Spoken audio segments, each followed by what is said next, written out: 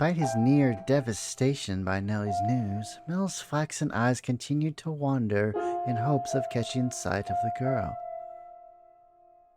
By now, it should be quite obvious to you what Mel was feeling. But the boy himself was having difficulty comprehending the things going through his heart. Emotionally, he was horribly unstable, like a ship without a sail. And still, every time he spotted the white-haired girl, his heart would leap, his whole body jitter with anxiety and excitement. He had never felt anything like this before, and as such, he struggled to keep these strange emotions in check. Whenever he saw an opportunity, Mel would speak to the white-haired girl. And days he was unable to, he either spent in secluded silence or a distracted daze. Love is a curious thing. It has the power to change those who experience it. When he did manage to approach her, he tripped over his tongue. Again and again he talked to her, and again he stumbled. I imagine if you were to take him to see a romance at the theater in his present state, he would cry just as much as little Nellie. We cry at tragedies because we draw parallels with our own lives. At least that is what I think. Great tales of romance attain true gravity when the audience only when they are personally familiar with love. In any event, the white-haired girl was, as a result of this, visibly perturbed. She was delighted that he was being so kind to her, but confusion overpowered every other emotion. She appeared to be at a loss for what to do as he clumsily catapulted words and stares at her. But Mel did not back down, though he probably knew not what caused such fiery emotion to erupt within his breast. One's first love in particular tends to burn like a wildfire. Are you familiar with the sensation, Master? Oh.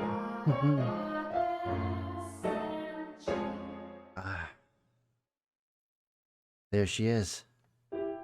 Is she cleaning? No, it looks like she's reading. Well, it's now or never. Let's go.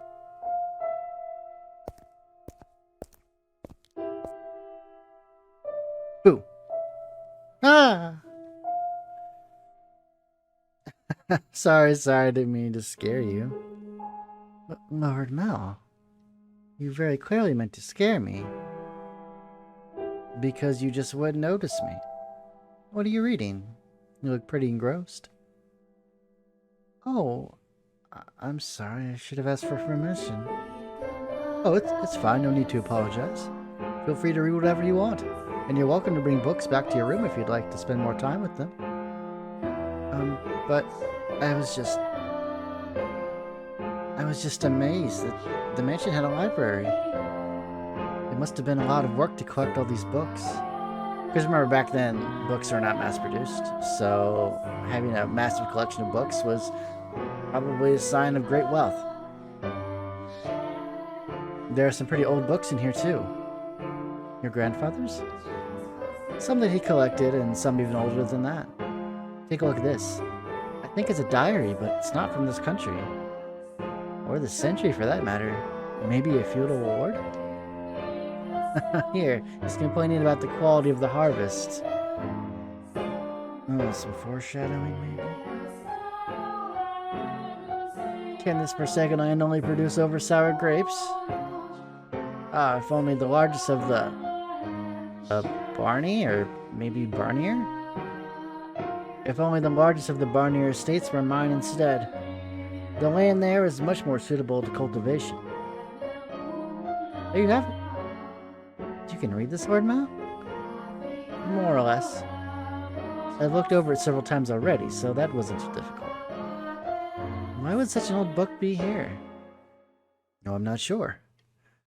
It and all this was already here when I moved into the mansion. Have you not lived here your whole life? I was born at our estate, but to me and Nellie, this is more like our home.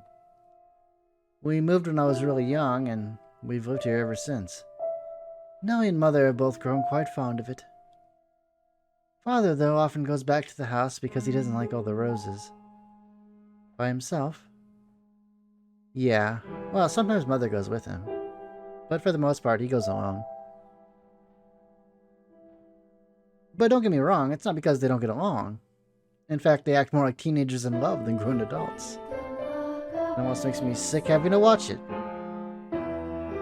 It is a wonderful thing to be so close, no matter how old they may be. True, but still. There are those in this world who cannot be with the ones they care for as much as they wish. I'm sorry about that.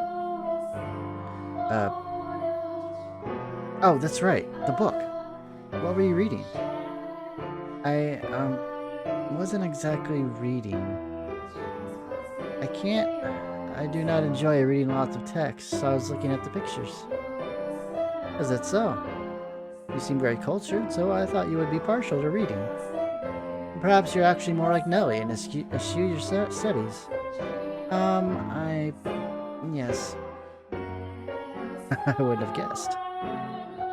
But you like looking at pictures? I do. What else do you like? What? What do you enjoy doing?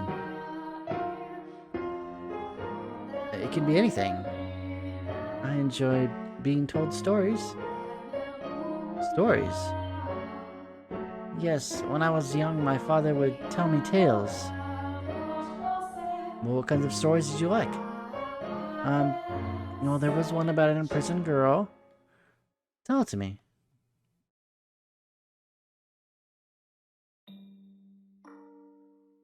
Once there was a girl, and she was locked away in a mansion deep in the forest. A mansion with only one window. But the window sat high upon the wall, far beyond her reach. So it was always very dark inside, unlike this mansion. However, the girl did not like the outside world. There were lots of scary things out there after all. Though she may have been all alone in the mansion, she grew comfortable with the darkness in time, so she had nothing to be afraid of. And then, am I doing a good job?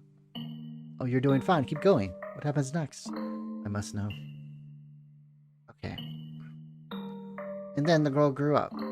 By then, she had already forgotten why she was locked up, but she was content with the darkness. However, her eyes couldn't help but be drawn to the little bit of light that spilled through the one window. Though she was comfortable in the darkness, the sight of the light made her heart race. At first, the girl thought it was because she found it unpleasant, because she disliked the light and the outside. But slowly she came to realize that she was curious about the outside world. What could be happening out there? For all she knew, the town, the forest, the people, all of it could have changed while she was imprisoned in the mansion. But she had no way of finding out. So the girl decided to write letters and throw them out the window. What began as empty grasping became routine, continuing for several months until she was finally ready to give up. But then, a beautiful white dove flew in through the window. Tied to the dove's leg was a letter. Her heart racing, she read the words contained within. It seemed to have been written by a man. The letter contained numerous questions for the girl.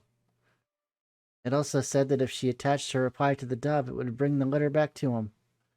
She was astonished, but she wrote him back anyway, taking care not to mention where she was.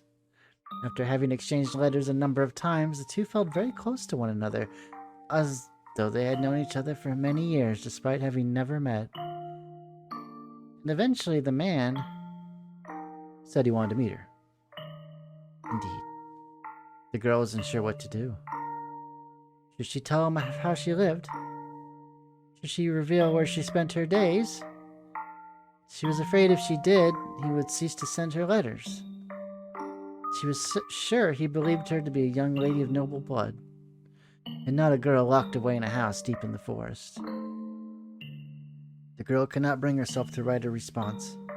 She released the dove through the window with nothing attached to its leg. And yet it returned with another letter written in the man's familiar hand. You must surely have a grave reason for your silence, it said. I would like to know that reason, and I would like to help you, no matter what it may be. You have my word. She deliberated. Though his letters were kind, she did not know this man. He was from the outside. Would he still treat her the same way when he met her? And did she even want to step out in the world beyond? What do you think she did? I wrote a letter and agreed to meet him, right? Yes, she did. The girl made up her mind. She would write a letter. As always, when she tied it to the dove's legs, it flew off out the window. And for some time after that, she received no response from the man. This saddened her, but she thought it was for the best. She belonged in her own confined world, her world of darkness. But then one day, light shone into the mansion. The sealed door had been opened, and in the doorway stood a handsome young man. "I have come for you," he said. The man was a prince from a neighboring kingdom. When the girl stepped outside, before her sat a magnificent carriage, the likes of which she had never before seen, accompanied by many servants. The prince, kind as in the letters, swore his love to her, and the two lived happily ever after.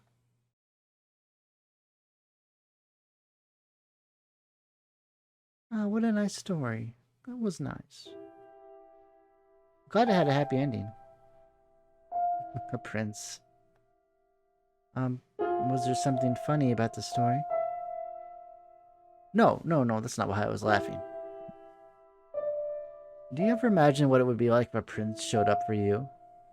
Huh? It doesn't have to be a real prince, even just someone like one. Is that something you dream about? Oh, no, I think I'm perhaps a little too old for that. You think so? Nellie still fantasizes about her prince and she's 14. I just assumed all girls were the same.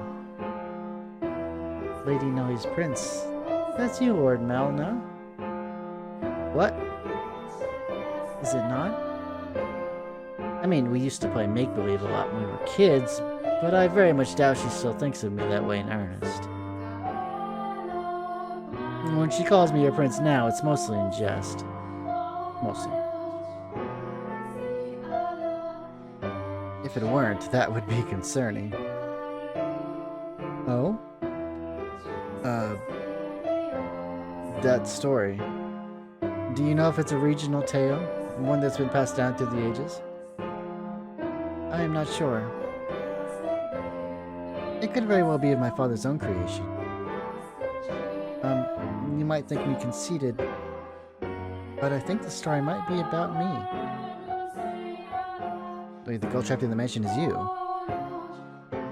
You haven't been locked up anywhere before, have you? No, thankfully. I have never been locked up before. Oh, thank goodness. But with an appearance like mine, I can sympathize with her being afraid of the outside world. I have at times imagined how wonderful life would be if it were only me and my father. But the girl left the house in the end. If your father really wrote that story, then I believe it contains his hope for you to end up the same way. Oh. I don't have what it takes to be a real prince and whisk you away, but I can at least pretend. So if it was your father's wish for you to see the outside world, then surely there's nothing wrong with you getting out and experiencing all the scenery that the world has to offer. I want to see the outside too. Or to be more specific, other countries. So, if you'd like, we could maybe go see distant lands together? Ah, dear Snow, I've been looking all over for you. Uh-oh. Nellie? Look at this, dear Smell. Mother bought me these wonderful gloves to wear on walks. The roses embroidered on the wrists are just precious. Oh my, you're right, they are beautiful. You appear to be dizzy, Lord Mel. Are you feeling unwell? No, I'm fine. Nellie was clearly eavesdropping. Mel was feeling frustrated at his inability to convey his feelings to her, and his frustration built up over time. He developed, I suppose you could call it, a severe case of love sickness. For several consecutive nights he'd been afflicted with a peculiar sensation, a presence in his bedchamber.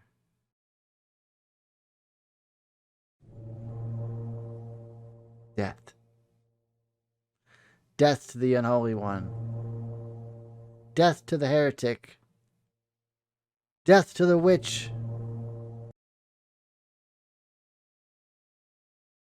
Kill. Oh. Man's voice. Jeez. Why, I never wanted her to die. Was she not eating? Seal off the tower. Understood? No one finds out about this. How can you be so calm? Don't you understand what you've done? Putting the blame on me? How nice it must be to be able to distort reality with panic. You were just as guilty as any of us. I never wanted her to die.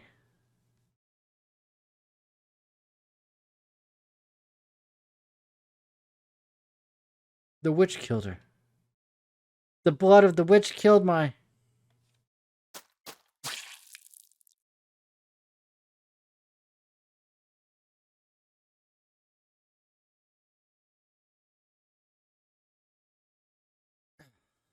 Ah.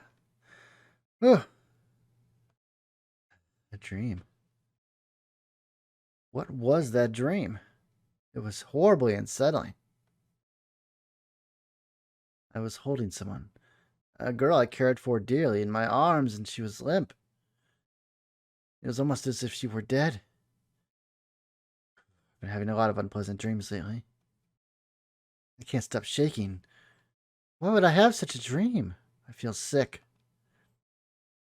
Back to sleep. But I wonder, who was that girl? I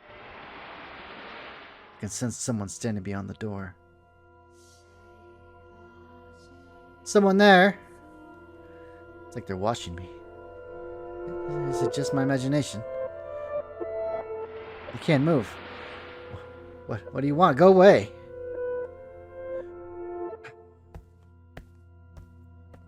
Sound is growing fainter.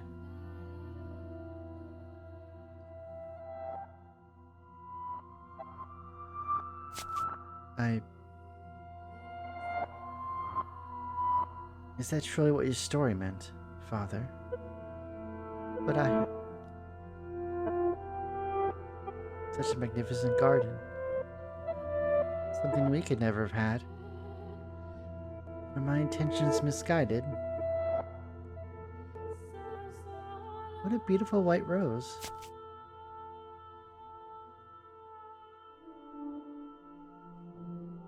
You know, you could have sneaked into this room or his room rather easy then. No one was watching.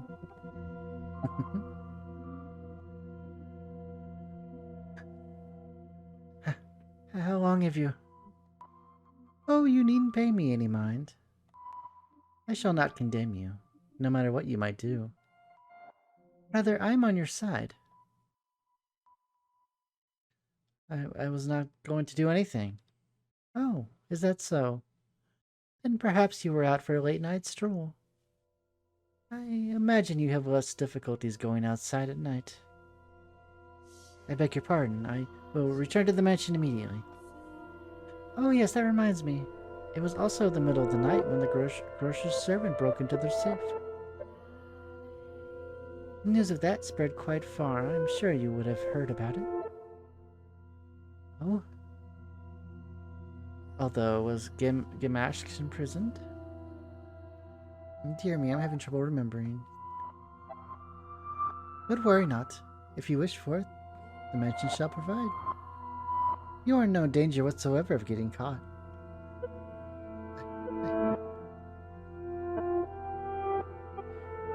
You said that a witch lives in the mansion, did you not? I did. Does that sound perhaps a bit archaic to you? No? I believe those rumors mockingly refer to me. Oh my. I have been accused of being a witch before. Which is amusing. I don't have any magical powers. I simply have an unusual appearance. My, what a lovely shade of red. The rose. Is something the matter? This rose. This rose was white. Until I took it in my hand. Is that so? I apologize. I must sound mad. I'm sure I was just mistaken. It couldn't possibly have changed. I wonder. Yes? Did the girl locked in the mansion become a princess? What? We should lock up and head to bed. Make sure all the shutters are closed nice and tight, and then draw the bar on the front door.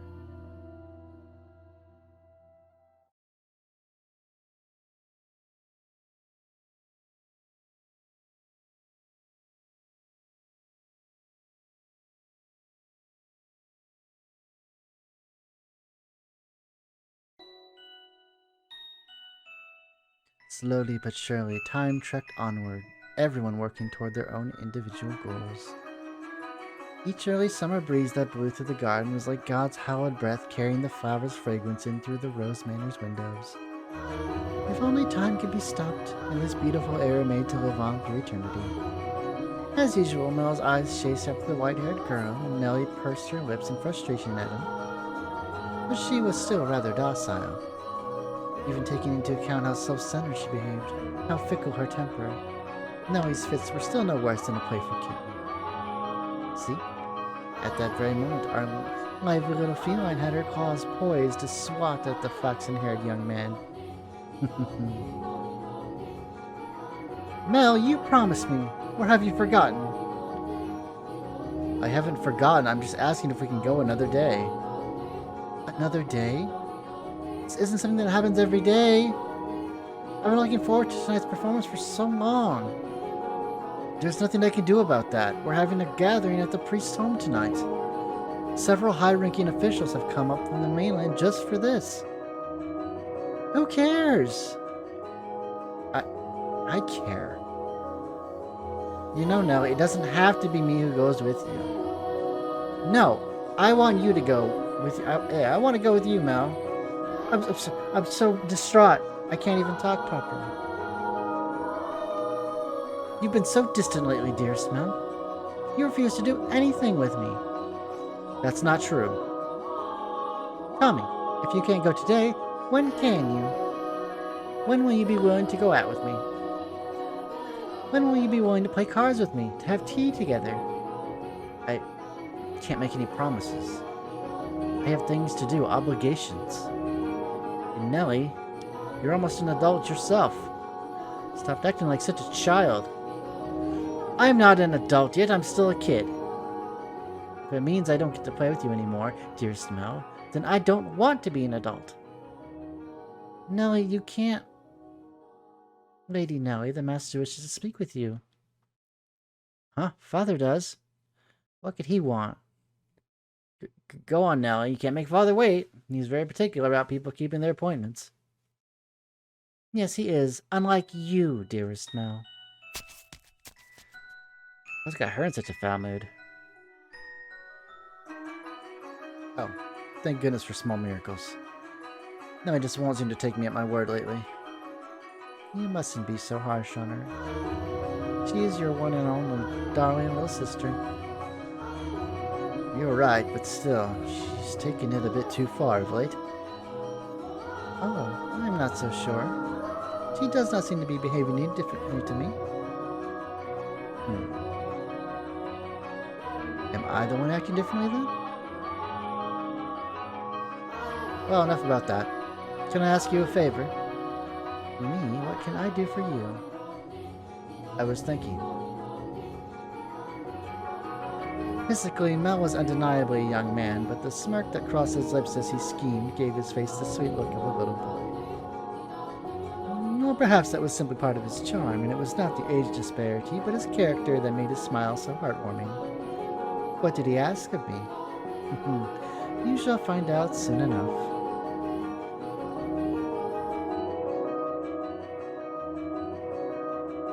cloudy. Thank goodness for that, too. Thought it would be even better if it were darker out. I believe the textile shop was around here. Ah, hi there. Lord Mel, fancy meeting you here. Yeah, what a surprise. So, what do you say we take this chance and go for a little walk? Since you're sensitive to the sunlight, we can keep our eyes out of the shadowy areas as we go. And if you feel unwell, just let me know. I was sent out to run an errand. Oh, don't worry about that. Come on, follow me.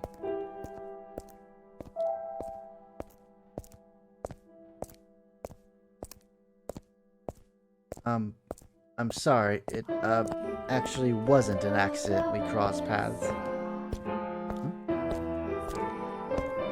I planned this out ahead of time. Asked to have you sent out on a fake errand. Feels like I'm always on alert back at the mansion. Can't relax in my own house. It's actually kind of funny. Sorry, that was inappropriate of me. I just thought since the sun's mostly blocked out, it would be alright if... I'm feeling just fine. Ah!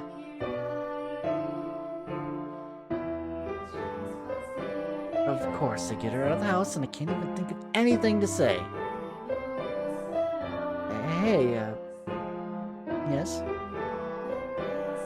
Have you settled into life at the mansion? I have. Everyone has been such a big help. It's good to hear. Indeed. So, yes? Nellie told me she had you help redecorate her room a while back. Ah, yes. It was shortly after I arrived. What of it? Yeah, that day, Nellie told me that you don't, I don't... Never mind, sorry, it's not important. Oh, it is important, but I can't just ask how she feels about me. That's putting her on the spot. I'd make it sound like I... Forget sound like. I do, don't I? Lord Mel? Oh, sorry, I had something on my mind. Looks like it might rain again today. The weather usually gets better as summer approaches, not worse like it has been. It won't be a heavy storm, though. No? The wind is too gentle. You can tell from that. Vaguely, but yes. Huh, it's impressive. I often leave the house unprepared, only to find myself sloshing back in the rain. You know, you laugh a lot more than you used to.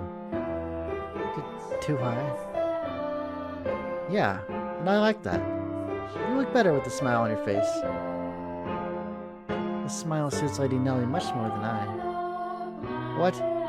The smile and your smile are completely different. Also, the smile suits you as well, Lord Mel. Do you really think so? What am I supposed to do in the face of a smile like that? So, how about those giants? Yes? Knowing her, if I ask if I'm imposing, she'll say no without hesitation. Trying to cover myself isn't going to get me anywhere. Hold on a second. I never did get you those flowers like I promised. There was a single white rose blooming in the garden. I was planning to give it to you, but it disappeared before I had the chance. So, I'd like you to have this. It's not a real rose, but it won't wilt either. Mel was holding an ornamental white rose. It was an impressively detailed replica of the real thing, crafted by an incredibly skilled artisan's hand. It was, I imagine, made by the same craftsman from whom Nell had ordered Nellie's birthday necklace.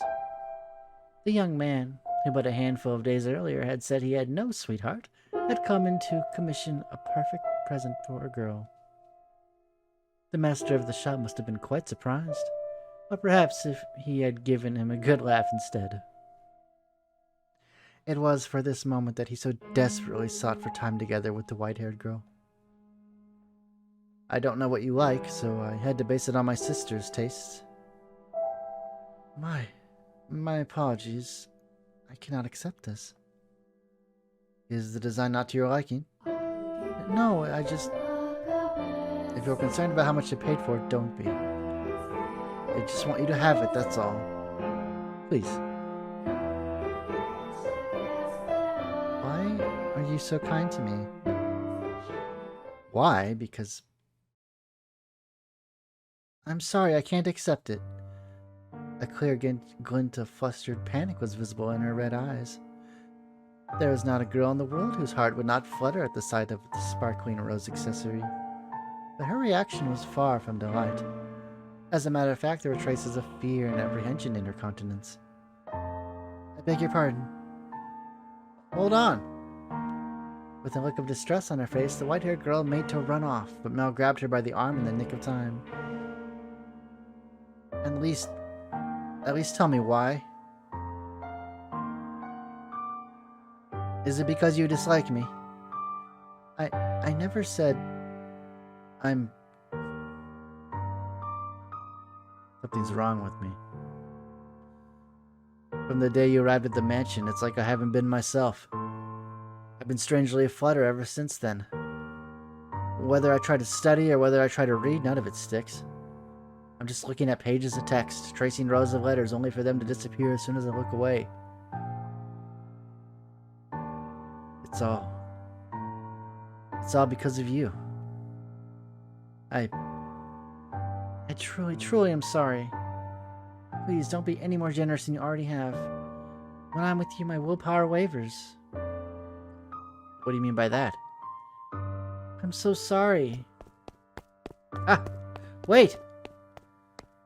Mel's grip loosened for a moment, allowing her to slip free and dart off like a gust of wind, not giving him a chance to stop her a second time. The dumbfounded flaxen-haired boy stood frozen in place, left all by himself. The breeze, which the white-haired girl had called gentle earlier, felt faintly chilly, almost as if mocking him. Looks like she's even less fond of me than I thought. God, I'm crying.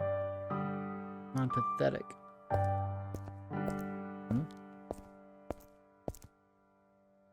Well, if it isn't Mel, what might you be? Are you crying? I'm so pitiful.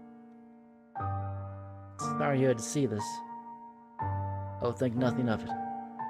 I passed by a girl just a few moments ago. She appeared to be rather distressed as well. Did something happen between the two of you? I wasn't good enough, it seems. Not good enough. That was the new maid I was telling you about before. I was, like you said, Father, I was keen on her. Quite. Enough to bring me to tears like a miserable child. But she rejected me. I don't even have what it takes to be a stand-in prince. Well, I apologize for complaining to you about this. I'm completely hopeless. Mel, please don't try to cheer me up. I don't need any sympathy, I just... No, Mel, listen to me. What? I've seen that girl before. What do you mean? But, you said she was a servant at your house, right? In which case... Yes, she is. Please tell me, Father, where did you see her? Why must you be so evasive? It was... probably somebody else. Someone else? You're saying you mistook someone who stands out as much as her? Father? She, and a man whom I assume is her father, paid a visit to the church once. They came asking for food, their clothes in tatters. The two were emaciated. I don't think they were eating daily. What? Wait a minute. Are you saying she's a beggar? But Father said she came from an esteemed house. Which is why I said I might be mistaken, Mel. She has a singular aspect, but it is possible there is another girl who looks similar. Deep down, though, the priest surely believed the opposite. And so he said sternly, like teacher to a pupil. But you must be absolutely certain, Mel, understood? You cannot proceed any further without knowing her ancestry. May I visit the church, Father? By all means. In the back of Mel's mind, a vision of the night of the storm, the night of the white-haired girl arrived at the mansion, was surely replaying. She had been wearing little more than rags and covered in grime, hardly the appearance of a respectable young lady of class.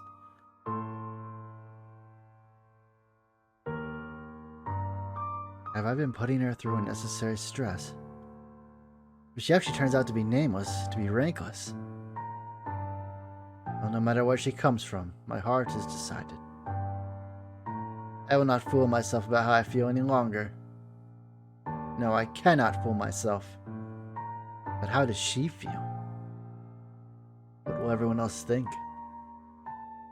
I have to find out why she was welcomed into our home. I'll ask Mother or Father. No, if for some reason they don't know she's aristocratic, I'm better off not saying anything at all. But if they don't, then does that mean she's been lying to us? And to them? I have to find out. This time I must get answers. No, absolutely not. You came back and the first thing you said is that? I hate you, Father. I will not stand for this.